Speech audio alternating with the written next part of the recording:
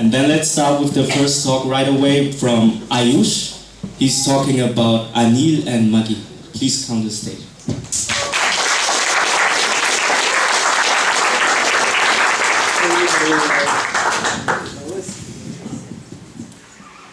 You have the clicker?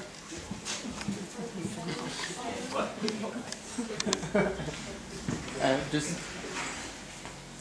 Okay, hi. I'm Ayush and I have a task for you. I want you to imagine a 6, 7, 8-year-old kid wearing really tattered clothes and looking like kind of very poor, wearing like worn out shoes and looking kind of like enthusiastic all the time and begging on the streets. So how would you feel if you encounter such a kid on the streets? So kind of like 3 years back, I happened to encounter such a kid, actually a couple of them. I was giving a birthday treat for my friends at the ice cream shop, and suddenly these two kids, they came over to me and they started asking for money. I was like, first of all, I felt really awkward because I was actually buying food for my friends, and secondly, I felt really sad because they really looked poor. So I took pity on them and I bought them a couple of ice cream. Okay, let's fast forward 1 week later. I was again at the similar place, and this time again those two kids, they came up to me and I knew that they were going to beg me for money or food. But the difference was, this time they came with like 3-4 more brats like them. I wasn't feeling sad at all. I was like really angry. What the hell, I'm not going to buy food for everyone all the time. So I just shoot them away.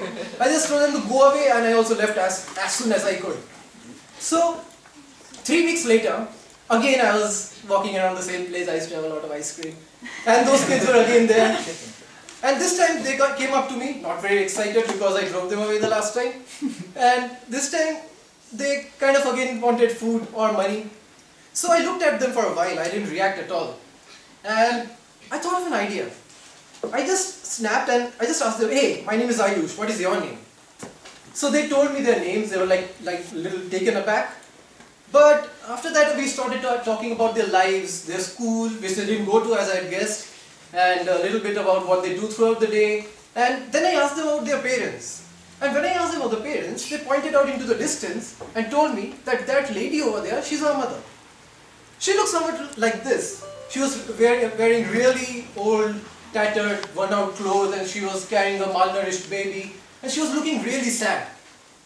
Anyway, at that moment, an idea struck me. I thought of doing something. So I went to the next shop. I bought a couple of pens and I bought a couple of small diaries. And I went back to the kids and handed it to them. And I asked them, do you want to learn how to write your names? And they were not really excited about it, but they still nodded along. So at that moment, I quickly drew out their names, and they were quite fascinated by it actually. And then little by little, I taught them alphabets, taught them a little bit of numbers, and I talked to them a little bit more. Anyway, at the end of the day, I told them if they can recreate or they can just repeat what I have taught them today, the next time we meet, they will get some chocolate.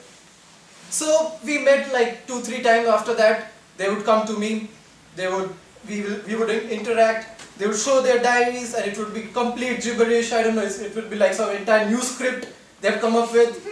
But one small thing changed. You know, they stopped begging to me. They actually were coming to me and they were like, hey, yo Ayush, what's up? So there was this one time, it was after a long break. I was again around that area. And those kids, they came running up to me and they took out their diaries and they started scribbling in it. And I was wondering what's happening. So they just presented their diaries to me. And it was this. I don't think you can see it well, but it was their names, Anil and Maggi. You can't imagine how happy I was. Like, they had really written the names down in front of me. And not only that, they had actually practiced a little bit of alphabets, a little bit of the numbers I told them. And as they deserved, they got the chocolates that day. So in the end, like, I realized, like, after thinking about this incident a few times, I realized that I formed a friendship with them. They started off begging to me, but I formed a friendship with them. And that raised a lot of questions in my mind, and I formed a lot of opinions. But I'm not going to bias your minds with my opinions. I'm going to leave you with the questions. So let's call it food for thought. My first question is, why do you think the Okay, fine. The mother looks sad. That's fine because she is living in poverty. But why do you think the kids are always enthusiastic? That's my first question. The second question is, how many people do you think react to such kids as I did the first 2 times I met them, and as I did the third time onwards? Now, third question. Do you think there is any dependence of the second question and the first question? And lastly, I would like to ask you, how would you feel if you see that kid? Remember the kid? That kid on the street begging to you. Would you feel A, sad for them? Would you feel B, disgusted and angry? Or would you feel maybe an opportunity for friendship? Thanks, looking forward to your opinions.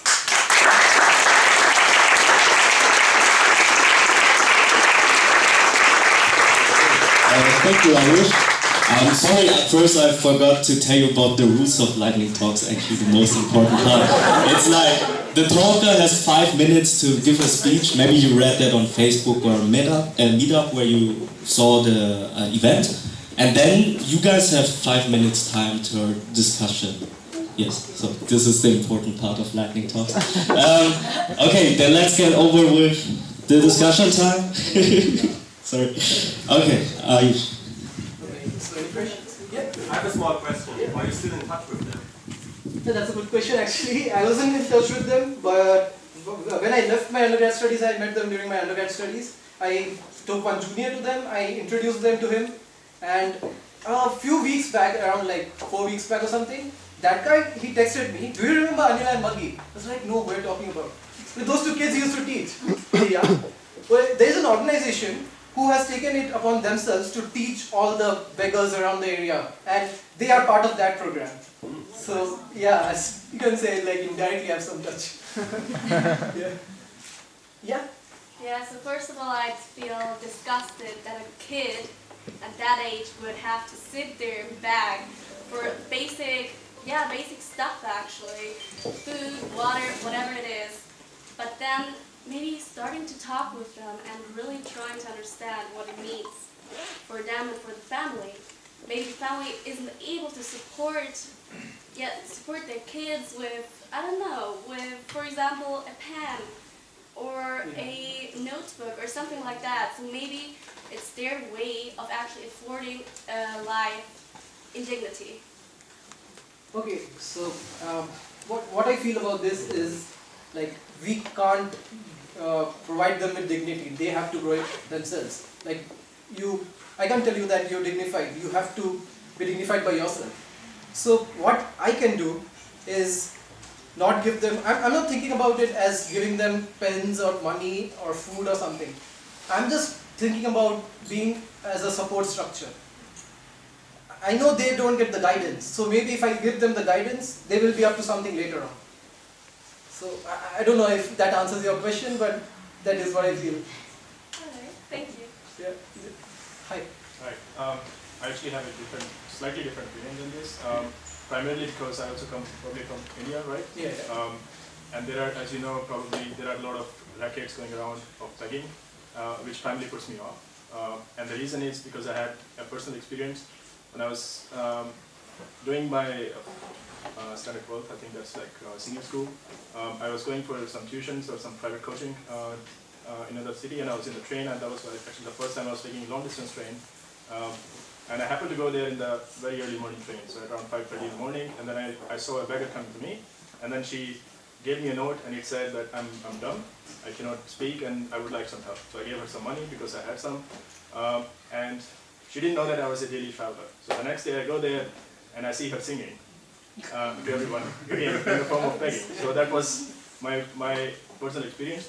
So the first time I see a person begging on the street, especially a kid, I actually don't feel anything anymore, and that's my reaction now. But the more I think about it, like afterwards, the more I feel sad because they are in a situation and we need to provide some help to these kids. So now I've started giving them some food. I never give them money, but I often buy them food from time to time. So that's my personal opinion. Okay, so the thing is, I don't feel bad for anyone. Like, I'm not.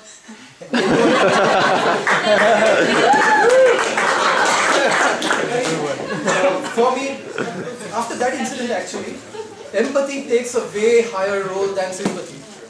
I'm not going to tell that kid that, oh my god, he's so poor. I'm going to see that that kid is capable of doing anything he wants to do.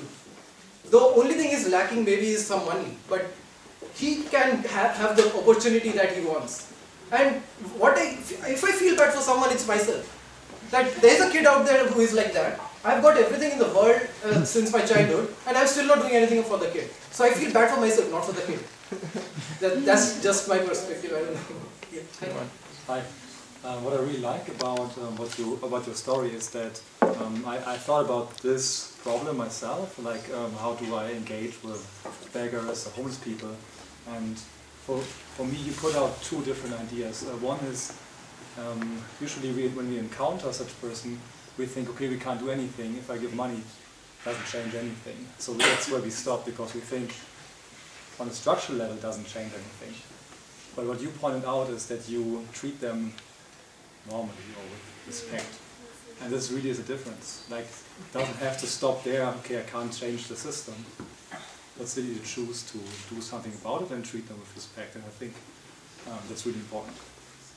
Yeah, I'm okay until the time is over. But yeah, I mean that was the main aim for giving this talk actually. That's what I learned from the experience. Oh, anyway, I think the time is over. Thank you so much. Okay, thank you again, Ayush.